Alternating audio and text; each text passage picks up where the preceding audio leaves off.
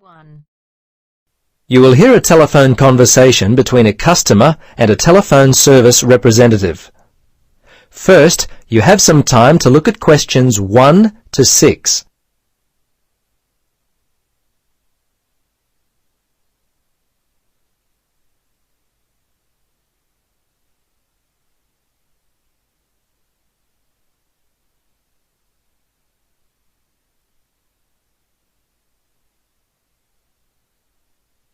Now, listen carefully and answer questions 1 to 6.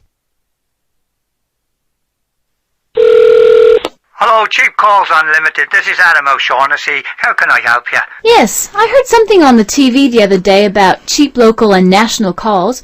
Do you have a new offer available at the moment? That's right. You would have heard about our special no-limit offer. Oh, how does it work? How can I save? Well, do you make many calls outside your local area?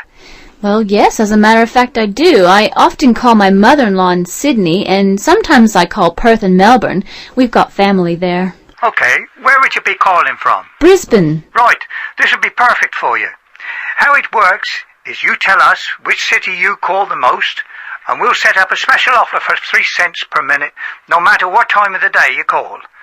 But it gets better. We also offer 10-cent local calls. No other telephone carrier can offer you such a cheap plan. Wow, that is cheaper than what I currently pay. But what about international calls? I often call America. What are your rates to the States? Our rates to the USA are also competitive. You can call America for 6 cents per minute. This also includes a connection fee of 15 cents. That's competitive, all right. So, how do I sign up? Well, we can do it right here over the phone if you like. Or I can send you out an application form. Or I can email the details with a form attached. Which would you prefer? Well, how long will it take over the phone? Oh, just a matter of 4 or 5 minutes. Okay, let's do it now. Right then. First off, I need your name and address. Okay, my name is Mandy Silverstone. That's Silverstone. My address is 16 Hazelwood Street. That's Hazlewood Street, Belmont, 4173. Good. Now what about your telephone number, date of birth, and do you have an email address? Yes. The telephone is 55223481. My date of birth is July 13th, 1972, and my email address is mandy@tele.com. That's MANDY@TELE.com. Why do you need my date of birth? Before you listen to the rest of the conversation, you have some time to look at questions 7 to 10.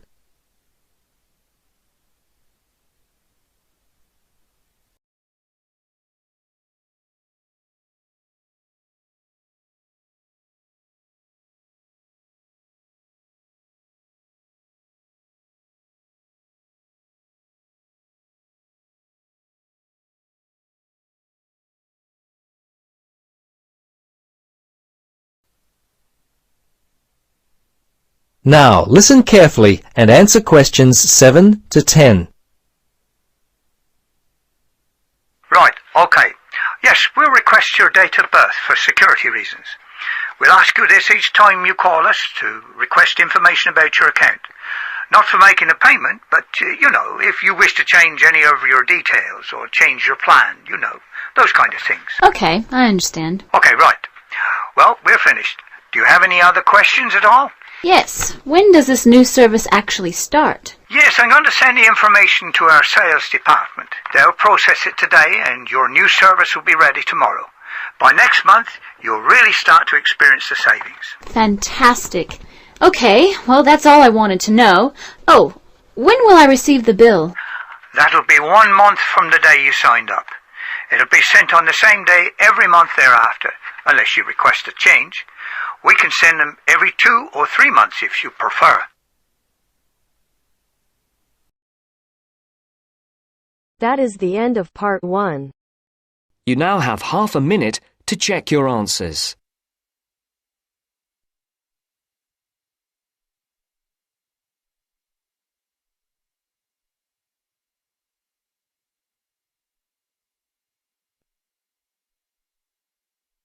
Now turns to Part 2. Part 2.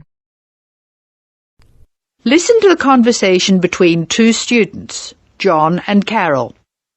They have a list of the names of authors whose books have been given to the library. They have to classify the authors as writers of cookery, sports or travel books. First, you have some time to look at questions 11 to 15.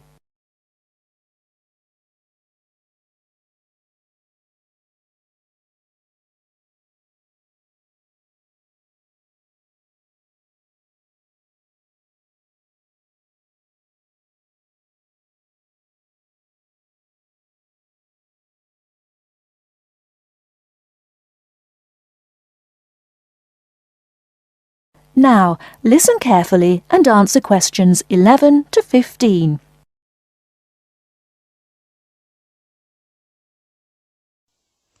This is a great collection of books, isn't it? Very impressive. Who gave them to us? Apparently the donor was a book reviewer. There are a lot of books about sport. Here's one, My Life in Cricket. Well, that's certainly sports. Who's the author? Peter Adams. He also wrote Journeys Through Spain. Did he? Peter Adams writes books on both sports and travel, so S.T. is written against his name. Now we shall begin. You should answer the questions as you listen because you will not hear the recording a second time. Now listen carefully and answer questions 1 to 8. This is a great collection of books, isn't it? Very impressive. Who gave them to us? Apparently the donor was a book reviewer. There are a lot of books about sport. Here's one, My Life in Cricket. Well, that's certainly sports. Who's the author? Peter Adams. He also wrote Journeys Through Spain. Did he? Next one is Stephen Bow. He wrote Summer Barbecues, Cooking for Singles, Dinners by Candlelight. Anything else? No. Do you have anything by Pam Campbell? Wanderings in Greece, My Life in Russia, Travels in the Amazon, and Pam Campbell's Guide to a Successful Trip. Oh, sounds like she got around. My next one is C. Ketzik. He has a list of books about football, the World Cup, Heroes of the World Cup, Playing with the Round Ball, Soccer for Everyone. That's enough. He was a one-topic writer. Ari Hussein, however, wrote about cooking and travel. His series of cookbooks is called Living and Cooking in Spain, Living and Cooking in China, Living and Cooking in Brazil. He's been everywhere. I've got a specialist here, Sally Innes on tennis. Here are some of her titles. Improve Your Serve, Tennis for Everyone, Tennis Forever. Before you hear the rest of the talk, you have some time to look at questions 16 to 20.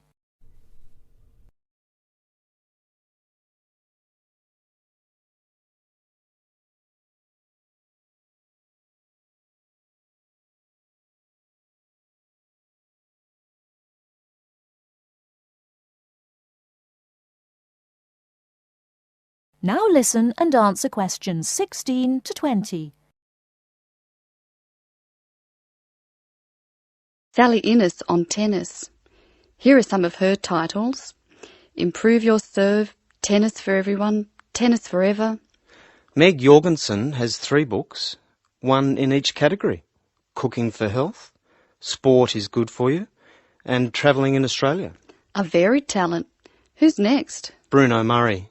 He wrote children's books, a whole series called A Child's Guide to, and then The Name of the City. Oh, you mean like A Child's Guide to London? Yes, that's right. He seems to have stayed in Europe. Ruby Lee, however, has just one book. It's called The Emerald Isle, and it's all about Ireland. Apparently she went around Ireland on foot. Jim Wells wouldn't like that. His books are all about motor racing.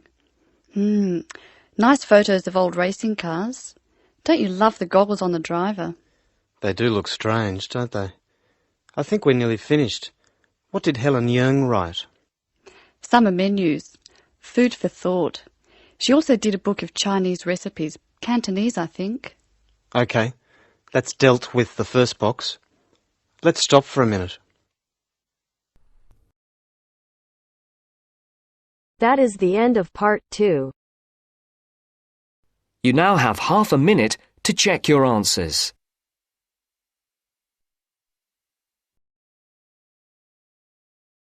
Three.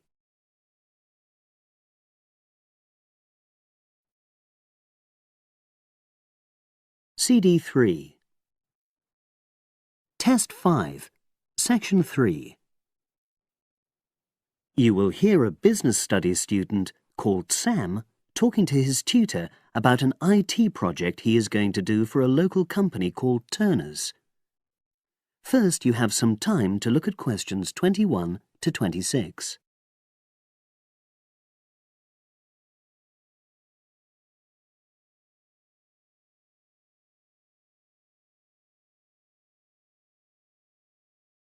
Now listen and answer questions 21 to 26. Hello, Sam. Come in and sit down. Thanks. You're here to discuss your company-based IT project, aren't you? Yes, I've been to see the manager and he's given me a lot of ideas about projects that the company would find useful, but I wanted to ask your opinion about them before I choose one. Yes, that's fine. Now, this company's called Turner's, isn't it? That's right. It's a small engineering company. They make machine components for trade use. They're well established. They started in 1976, but they're a bit old-fashioned. Okay. And what kind of projects did Turner's suggest you could do for the company? Well, they want some improvements made to their customer database. The one that they've got at the moment isn't very useful in some ways. I had a quick look at it. That would be a very straightforward project, and it'd be simple enough to evaluate, but I don't think you'd get enough out of a project like that. You wouldn't learn anything new. Well, another project they suggested is to do with their online sales catalogue. At the moment, customers can look at their products, but they can't actually order them online, which must affect their competitiveness. But I said I thought it would take too long. It's quite a big task. You're right. It's too much for the time you've got. It's a pity, though. Then they want some help with their payroll system. At the moment, the way they calculate pay involves a lot of manual accounting. I suggested they could have a system where employees register electronically when they arrive and leave work, so the hours they do could be transferred automatically. I think you'd get a lot out of a project like that. It would extend your skills, but it wouldn't be too much to take on. A student did something similar a couple of years ago, but this is slightly different. Well, then they need help with their stock inventory. They do everything manually. Really? Yes, and it takes so much time. It's probably very inaccurate, too. An electronic inventory would probably be the biggest single benefit for the company. I'm surprised they haven't had it done before. I know. Then they wanted to improve their internal security. The manager had visited other companies where the staff use swipe cards to access various areas of the building. It sounded useful, but the trouble is I'm not really sure how to do it. Well, I think you're right in that assessment. At the moment, it's probably a bit beyond your level of knowledge. Is that all? Just one more. Customer service. They want to be able to collect feedback from their customers in a more systematic way. At the moment, it's a bit of a mess, and they probably lose business as a result. Would that involve you going to see customers at their own premises? Because in that case, you might have to do a fair amount of traveling, and that would incur expenses that haven't been agreed with these companies. I never thought of that. Well, it might not be a problem, but it's something that needs clarifying. Well, I hope that's been helpful in narrowing down the options. Yes, it has, thanks. I'll be able to make a decision now. But while I'm here, can I talk to you about coursework? Sure. Now you have some time to look at questions 27 to 30.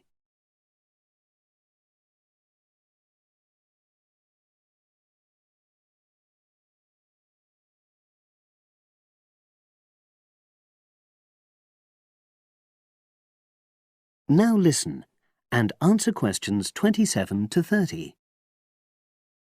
I'm not very happy about the way our group assignment is working. There are some problems. Oh dear. Are people just not getting on with each other? That's the worst thing. Actually, we're all friends, it's not that, but when we're having a discussion about the assignment, one or two people end up doing all the talking and the rest don't say anything. It's a bit frustrating because we need plenty of debate. Well, that's a common observation.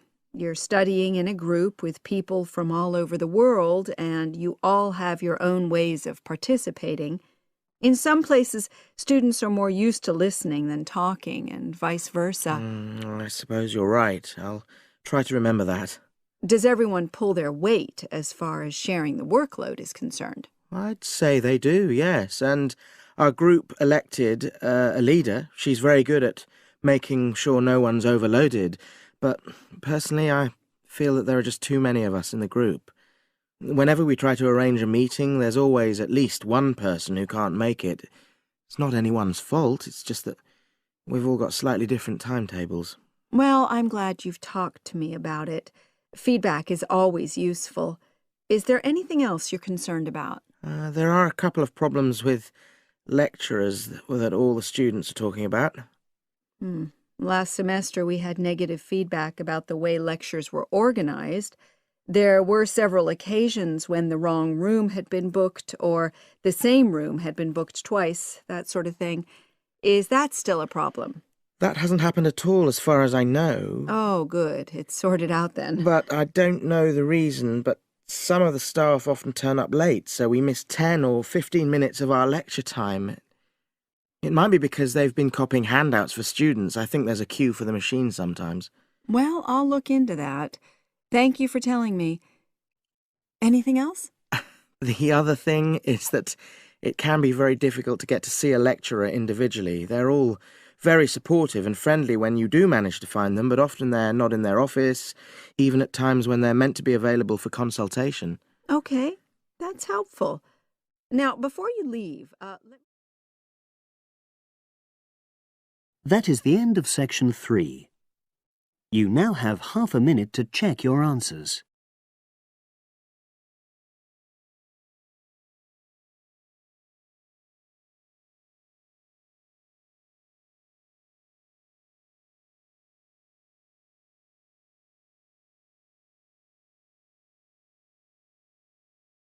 Now turns to Part 4. Part 4. You'll hear a teacher talking about several British art galleries. First, you have some time to look at questions 31 to 33.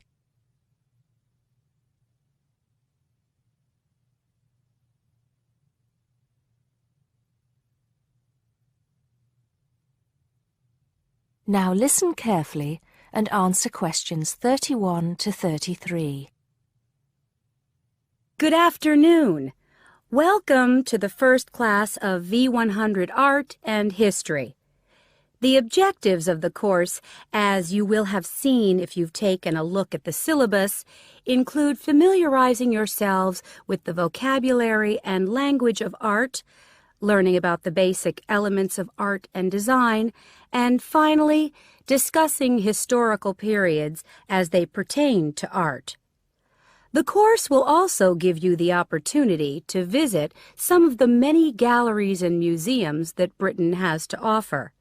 So, having said that, I'd like to spend the rest of today's class talking about 4 of the more important galleries that we will be visiting in the coming year. As most of you already know, or at least I hope most of you know, there are 4 Tate galleries in all. To begin, I'd like to tell you a little bit about the Tate Modern. Tate Modern is located in a very busy part of London called the South Bank. It's close to 2 world-renowned tourist attractions, St. Paul's Cathedral and Shakespeare's Globe Theatre. Now, interestingly enough, Tate Modern is housed in what was a power station, built in several stages between 1947 and 1963. It was closed down in 1981 and reopened as a gallery in the year 2000. Tate Modern consists of 5 levels. with the Tate collection being shown on the 3rd and 5th levels. On level 2, the works of contemporary artists are exhibited, while level 4 is used for holding large temporary exhibitions. Since this museum opened, it has become a popular spot for both Londoners and tourists alike. And believe it or not, it doesn't cost anything to get in to see the collection displays. Before you hear the rest of the talk, you have some time to look at questions 34 to 40.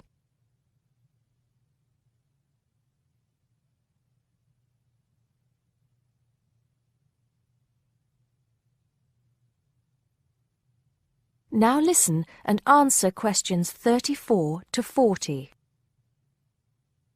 Now, the second gallery I'd like to talk about is Tate St. Ives, which is in Cornwall. It was built on the site of a gasworks, and it overlooks Porthmeor Beach. Tate St. Ives is housed in a 3-story building that was designed by the architects Evans and Shalliff. It was established in 1993, 7 years before Tate Modern was opened, and the gallery exhibits the works of modern British artists, including members of the St. Ives School, a group of artists living and working in the area from the 30s onwards. In later lectures, we'll be looking at the work of some of the artists who belong to that group and the ways in which they influenced each other. Okay, am I going too fast for any of you? No? Good. Next, I want to talk about Tate Britain, which is a gorgeous gallery situated right in the heart of Westminster. Tate Britain was the first of the 4 Tate galleries to open, and it was established in 1897. It was built on the site of an old prison, and when it first opened its doors, it was called the National Gallery of British Art. Later, it became known as the Tate Gallery, after the man who founded it, Sir Henry Tate. During its lifetime, Tate Britain has been damaged twice, once by floodwaters from the River Thames, and once by bombings during World War II. This gallery has an interesting range of exhibitions of historic and modern art from 1500 up to the present day. Now, the last gallery I'd like to tell you about is called Tate Liverpool. It's not hard to figure out where this gallery is located, is it? It was opened in 1988 to exhibit displays from the Tate collection, and it also has a program of temporary exhibitions. Tate Liverpool is housed in what was once a warehouse, and for some years it was one of the biggest galleries of modern and contemporary art in the UK. Well, that's a brief overview of just a few of the galleries we'll be visiting.